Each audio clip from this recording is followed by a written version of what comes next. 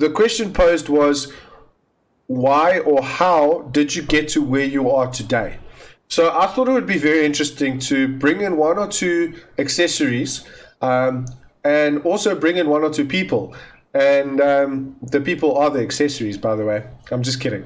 I thought I'd just bring in one or two other streamers, maybe do it a little bit more often with a couple of more streamers that I know, just to discuss from a point of view where they're at. I'm not going to go into detail with my stuff yet. I'll go into detail with their stuff. I want them to express how they got there so that you guys get an idea from multiple streamers, not only from myself, because I feel there is a lot of different ways that people can approach this. So I think it's nice to get an idea from different people. Wasn't the first question that I'm going to pose to you, and this was one of the first questions that I got asked. When you sat down at your PC for the first time and you were like, okay, today I'm going to start streaming. Today I'm going to do what I want to do, right? I want to start streaming and I want to do it now. What was the first thought that went through your head? So it can be anything. Keep in mind, it can be, what do I need to set up? How am I going to set up? And I'm not talking all your setup with your PS. I'm focusing more on your streaming layouts. Like, what was your first thought that went through your head? How do I do this? Honestly, how do I do this? I got in contact with a bunch of streamers like Zaffa Geek, the SA Geeks. Who else was there? Second class eliters. They all explained to me everything step by step. If I did something wrong, they helped me with that. And yeah, then I stopped for, I think, 2 years. I stopped streaming completely because I wasn't feeling it. Okay. Now I'm back. Now I'm going for it again. Okay, so you mentioned that you obviously chatted to a whole bunch of streamers beforehand. What was the feedback that you felt you got? So obviously you chatted to them, you got set up, but what was the feedback you felt that did it work for you? So in essence, you said you got into it for a while, and then you felt like you just wanted to give up. You know, like everybody gets to that point where they're just like, fuck it, I don't want to deal with it anymore. I'm over it. It's not working. I'm not seeing the results. Put it in a box, close the box, put it away. Like, what was your state when you got out of that and you came back into streaming? Okay, so when it started happening, like I want to get out of it, it was I allowed the numbers of viewers and subs, everything get to me, and it broke me down. The second thing is I didn't enjoy my games anymore. Because normally I love to play my games on my own, focusing on the game, yes. And that's it. Because streaming requires you to focus on your audience, focus on the chat, your quality of the stream, and your game, all at once. Correct. And some people say it's easy. I don't find it easy because it's a lot to focus on. If there's something wrong, you freak out as a streamer because your bot isn't working or the game doesn't want to launch, and freaks you out because you don't know what else you're gonna do. So, and what did you do to overcome that? Like, how did you get to the point where you said, "Hey, I've managed to fix this problem"? I got bored. I just got bored. well, that's the best answer to give. It was lockdown. I didn't have anything to watch anymore. My anime was done. My movies was done. I didn't want to write anymore, and then I just said, you know what, I'm gonna fucking start streaming again. That's it. Okay, so here's another question, and this is one that I think bother a lot of people. There are so many different streaming platforms. There's YouTube, there's Discord, which apparently do live streams as well, of like, I think the beginning of this year. What? I know, it's very odd. I noticed that. I've never Discord. Used it. I think so. I'll have to read into that a bit more, but apparently you can. There's Twitch, there's Mixer, there's, what else is there? There's so many. There's TikTok apparently that you can use as well. Like, there's so many different platforms. What made you decide to use, for instance, like when you started Twitch? What made you decide to use Streamlabs and go on Twitch instead of YouTube, for instance? Why did you choose Twitch as a platform to use? Twitch is much easier to use than YouTube. They're much more friendlier. Okay, now with the music thing going on. Yeah, the DMCA shit, it's so annoying, eh? Yeah. Did you hear they actually flagged I think it was T-Pain. He was playing he played his own song on his stream and they flagged him. His own song, like his own music that he owns. His own music. They flagged him for that. You gotta be shitting me. When I saw that, I just laughed. But for me, Twitch is a lot more user-friendly. There's less toxic people on there. Because, there's always someone in your YouTube comments breaking you down, going like, dude, you suck, you should quit. And even on TikTok, Instagram is like that, Twitter. So yeah, the Twitch community, is much more friendlier than all the other platforms. Yeah, you see, because just now, I'm looking at Sleep Peep's comment here in my chat now as well. So I wanted to start streaming on Twitch, but the DMCA don't like me enough yet. So when it calms down, I shall stream.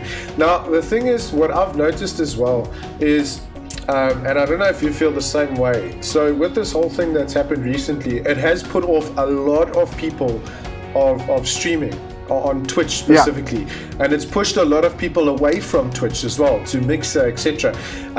But what I was thinking, and why it doesn't happen is if you're looking at the VOD replays and things like that in your channel, you'll notice that Twitch actually mute your audio if they find any copyrighted audio or anything that's not supposed to be there. They kind of mute the audio to the track, so it just goes dead while you're watching it, so nobody knows actually what the hell is happening, and nobody can say he was playing my song or he was using my stuff or whatever the case is. So a lot of people have now had to delete their clips or download and remove, and we're talking not even thousands, sometimes tens of thousands for certain streamers. There's millions. Yeah,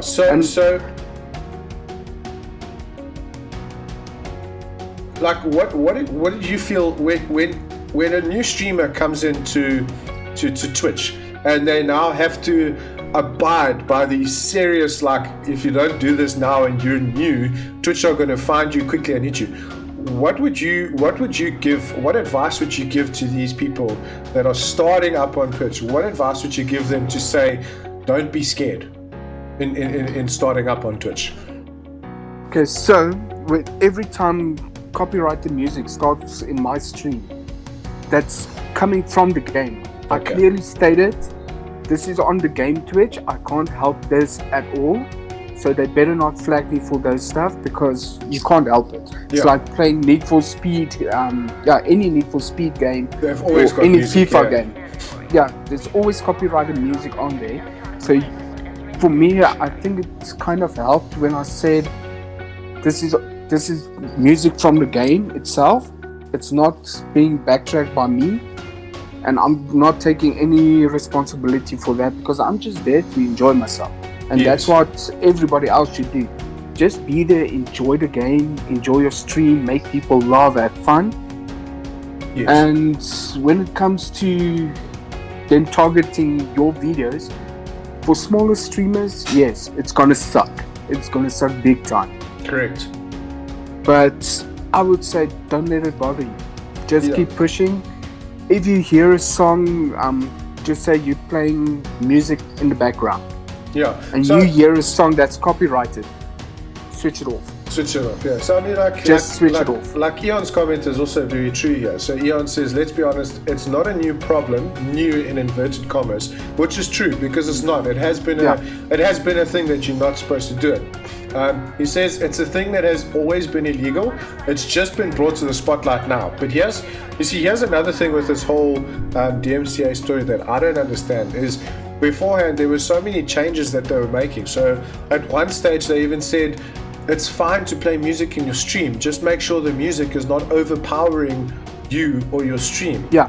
And they were like, that's fine. And I'm sitting there thinking, why has this now all of a sudden become such a massive thing? Because they have really injured, if I don't know, for lack of a better choice of word, they've injured Twitch by doing what they've done.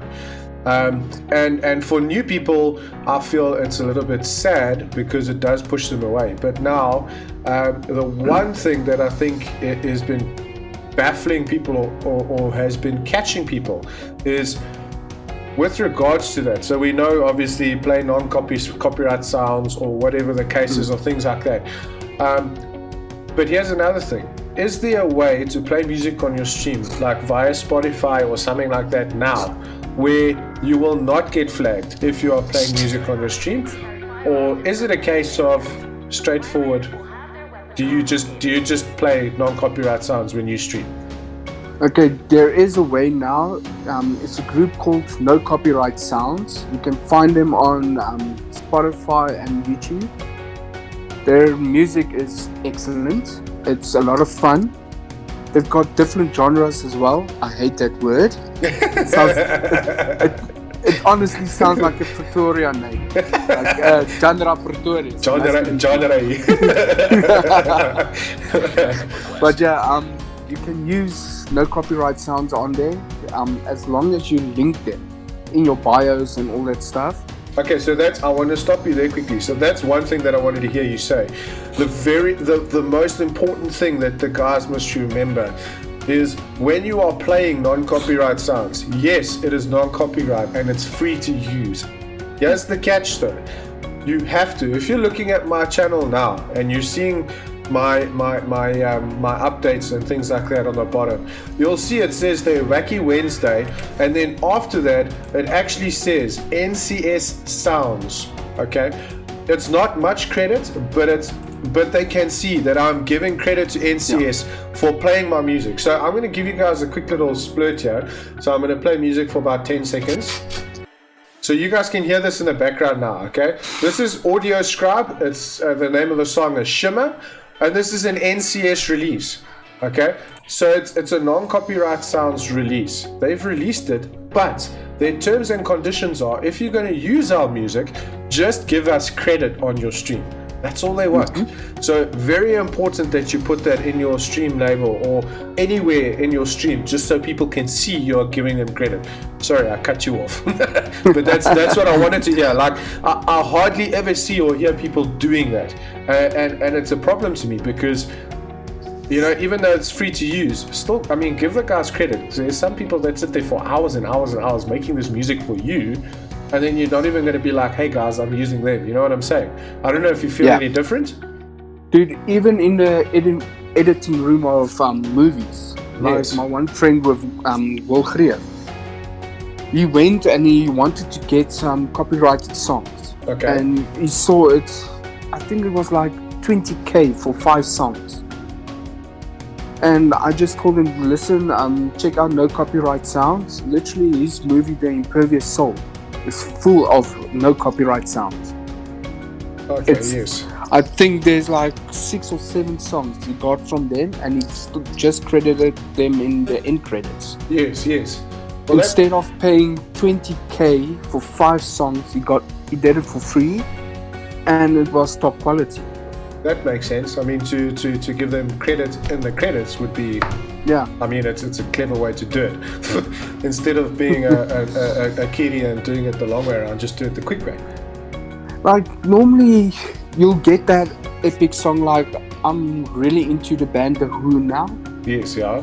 And I'm loving the song Wolf Totem, and I want to use that song so bad for my intro when I start doing my overlays and stuff. Yes. But I know as soon as I do that, they're gonna hit me. But I really, really want that song. Now I have to look for something else, which is non-copyrighted in that same format. Yeah, to cover yourself. So this is like it's a challenge, but it's a good challenge, and it's a challenge worth fighting. So dude, that's why I've got Goku right there. That's inspiration. He never gives up. He gets killed, he comes back, and he kicks ass. Yeah, he just keeps respawning. Like he's like a cat. He's got 9 lives times 9 times 9 times. You can figure out the maths afterwards. But you should never take any fatherly advice from that guy, because he's a terrible father. Fucking terrible. That's beautiful. What a way to end that conversation. Great fighter, terrible father. There we go. There we go. You heard it from BlueMonkeyWazza himself, guys. Do not take advice from Goku if you're a dad. Never. Never. All right, No way. cool. So, Wazza, I'm not going to take too much more of your time. I'm going to spend about 15 minutes every now and then with the accessories I pull in. So, what I do want to say though is a very big thank you to you. I have taken some of your time away from you, but I think it's worth it. And I had nothing to do. It's going to be fun, guys. So there's a shout out to MonkeyWazza there. Guys, I'm going to start a little bit of a series on my YouTube channel regarding this as well, and add some extra questions and get some input from other streamers as well. And I'm going to make it a thing where people can go and read up on, or go and look and just listen to the conversations. But again, Wazza, thank you so much for your time. I really appreciate Always, you. bud. And please keep doing what you're doing, because a lot of people see you and they notice you, and I really feel you're going to explode as well. So thank you very much, Wazza. I really appreciate it, bud. I don't have any C4, so I won't explode. So Use a hand grenade. I promise it works. I'll be over there, and over there. Lekker soos 'n krekker.